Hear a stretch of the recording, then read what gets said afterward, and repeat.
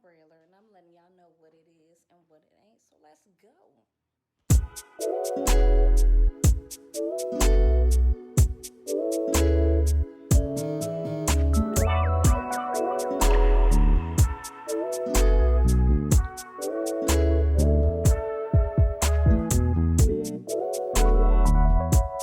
What it is, what it ain't, it's your girl Umbrella, and I am back with another video. Okay, I just recently uploaded a hair video straightening my hair for the first time in 2 years. If you didn't go watch that video, go watch it right after this. Okay, it's lit. Okay, but anyway, we're gonna get into today's topic. Oh my god, this video is strongly suggested and awaited. Okay, a lot of you loved the biopic series video I did on Frankie Lymon's Why Do Fools Fall in Love.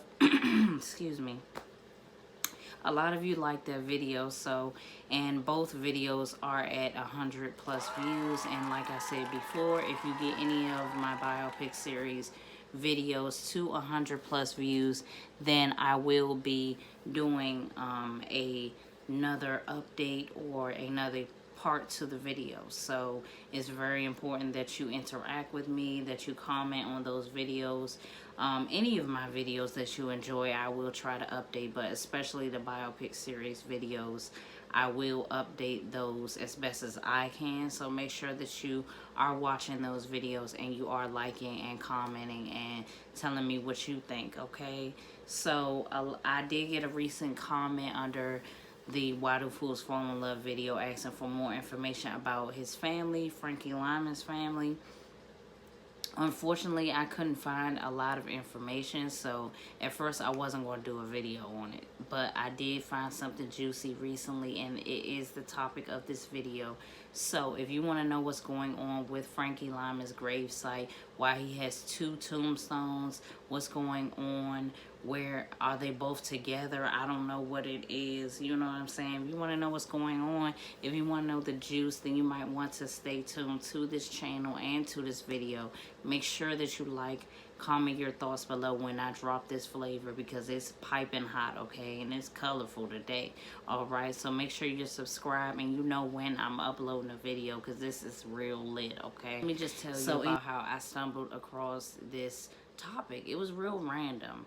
I was actually working on my last video, and I was trying to get some links to products that I use. So I just so happened to go into Google, and right below Google, you know, sometimes they have like what's happening in the news and shit like that. So they actually had a picture of Frankie Lymon and the teenagers, and then I saw this headline saying something about his tombstone ending up in a New Jersey backyard. And I was like, what?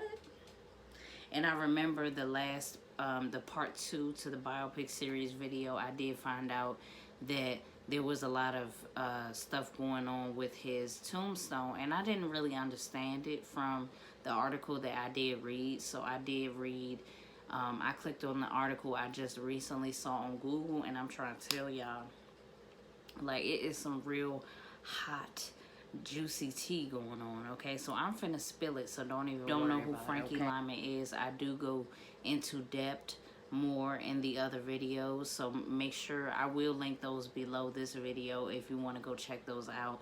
But I will just briefly tell you, Frankie Lymon was a singer during the 1950s. He was 13 years old when he rose to fame. He also was in a group called the Teenagers, and he became the lead singer after the lead singer of the group at the time didn't show up for recording, and he ended up taking his place.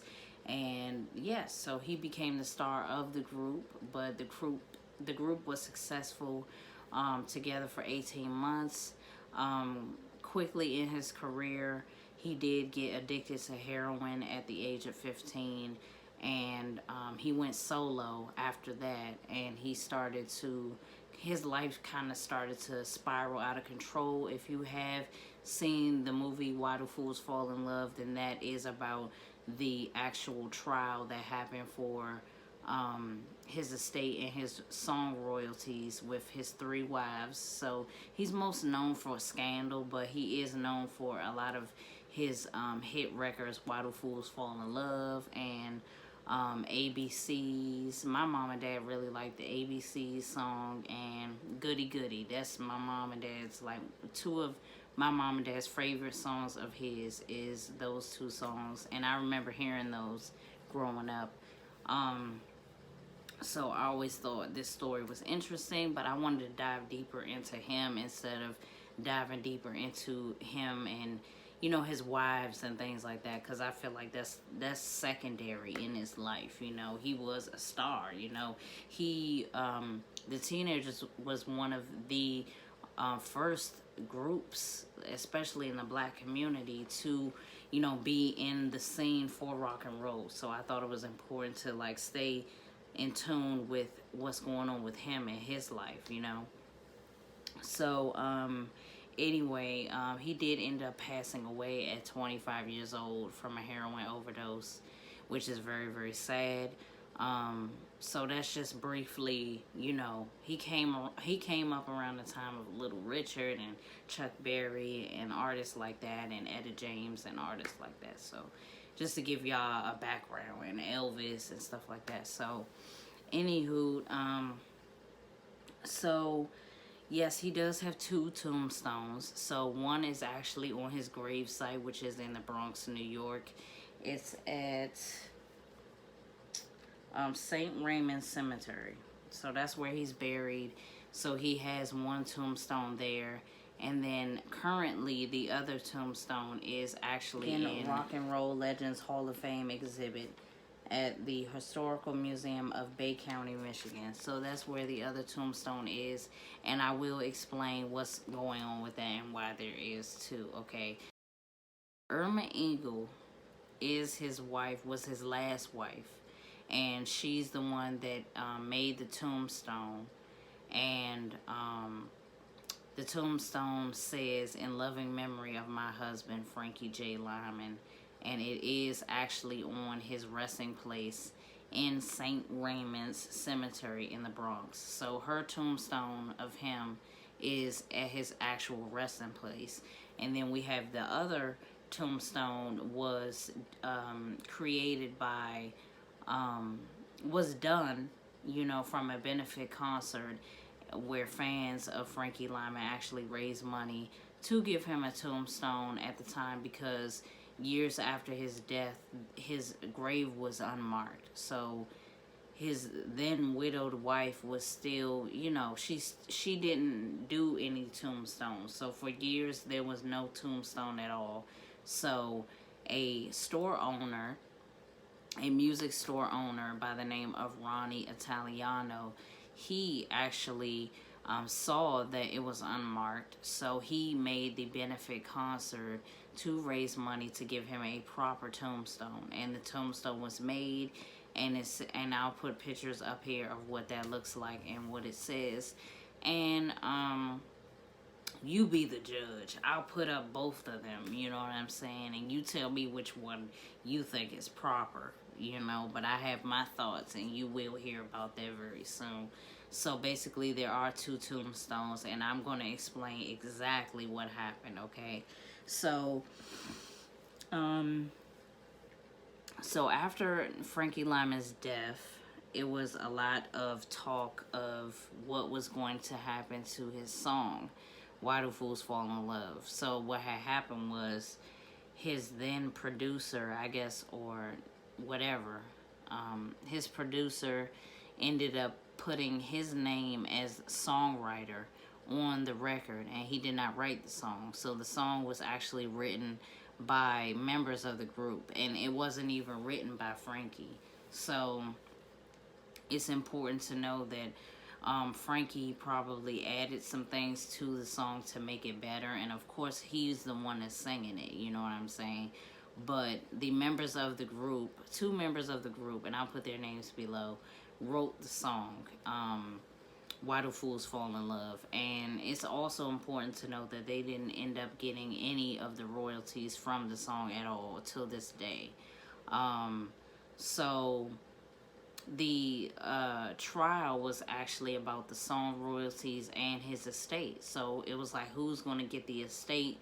Because at the time he had 3 wives. So the first one, Elizabeth Waters, her marriage to him wasn't legal because she ended up she was married at the time to somebody else. So legally you can't get married. You can't legally get married to somebody and then legally get married to somebody else. So her next marriage would make it invalid, you know. So that was her. She was X'd out of that because of that.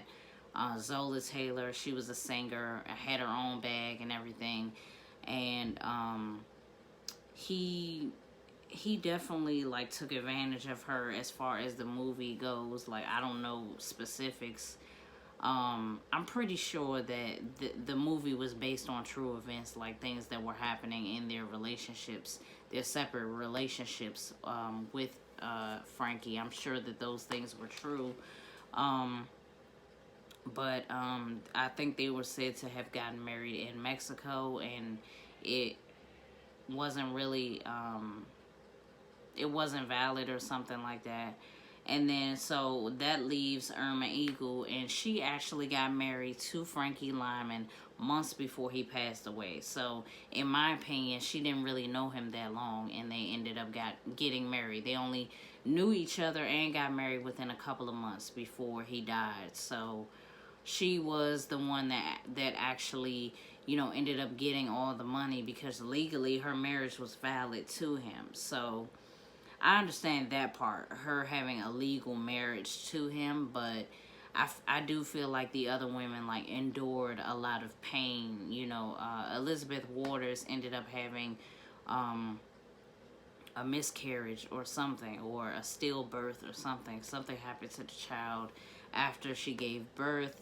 So that's hard. And then he was really addicted to heroin at the time of their relationship, and also Zola Taylor. He was back and forth between the two of them. So he was heavily on drugs around the time that he was with both of them. So I'm sure that he caused them a lot of pain, and they're the ones that knew him the best, you know, and knew him the most and knew him the longest. So I don't think that they should have not gotten anything, but that's just my opinion. Thank you for watching part 1 of this video. Part 2 is coming soon. Make sure you stay tuned, okay? Catch up to my other biopic series videos, and I will see y'all in the next one, okay? It's Ombre Alert. I'll see y'all. Bye.